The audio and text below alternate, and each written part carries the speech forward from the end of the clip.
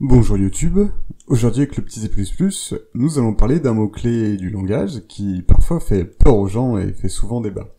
Je veux parler du mot-clé auto. Alors le sujet autour de ce mot-clé est très vaste et pour aujourd'hui on va juste évoquer l'utilisation d'auto dans les fonctions et par là même on va voir une petite nouvelle syntaxe d'écriture de fonctions. Alors le mot-clé auto existe depuis très longtemps dans C++, mais quand on parle d'auto maintenant on parle principalement de son utilisation à partir du C++ 11. Auto, en fait, permet de déduire le type d'un objet, d'une instruction, et est majoritairement utilisé à des fins d'allègement de syntaxe. On va directement faire un disclaimer, auto peut s'utiliser partout, mais c'était pas une raison pour le faire tout le temps.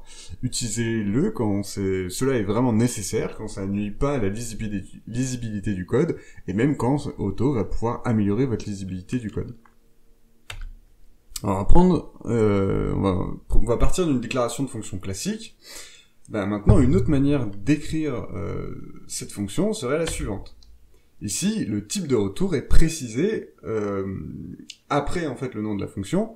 Il se retrouve donc après les parenthèses, après la flèche. Et on utilise auto avant le nom. Et donc cette syntaxe est obligatoire. On est obligé de mettre ce mot-clé auto, le nom de notre fonction, flèche et le type de retour. Et d'un point de vue de performance, il n'y a aucune différence entre ces deux écritures.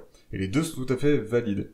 Et donc, à première vue, on pourrait même se dire, à la limite, qu'on a un peu une lourdeur qui vient de se rajouter sur l'écriture de cette fonction. Mais cette syntaxe, en fait, a aussi un intérêt pour tout ce qui va être écriture de lambda.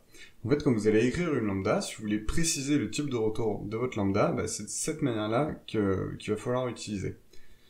Et du coup, ça devient très intéressant de connaître aussi cette syntaxe. Et vous pouvez... Sachez aussi, du coup, qu'elle est aussi applicable pour juste écrire une fonction normale et pas seulement une lambda.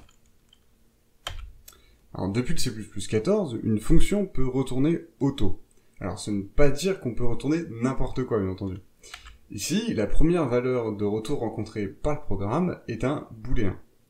Donc, cette fonction devra retourner que des booléens. Et il ne suffira pas que le type soit convertible implicitement entre eux.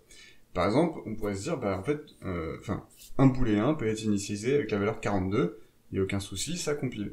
Cependant, là, le programme s'attend, du fait qu'on retourne le type auto, à avoir que des valeurs de retour explicites comme étant des booléens. Donc, c'est-à-dire qu'on va accepter un return false, un return true, mais on va pouvoir accepter aussi toutes les conversions explicites vers le type booléen, seront aussi acceptées par le programme. Mais en aucun cas, une conversion implicite ne sera acceptée par votre compilateur. Et donc on partira toujours quand votre programme rencontrera ce type de fonction, il parcourra bêtement on va dire votre code, et le premier élément de retour sera l'élément de type, qui va typer notre valeur de retour. Et un des avantages de cette écriture est la suivante.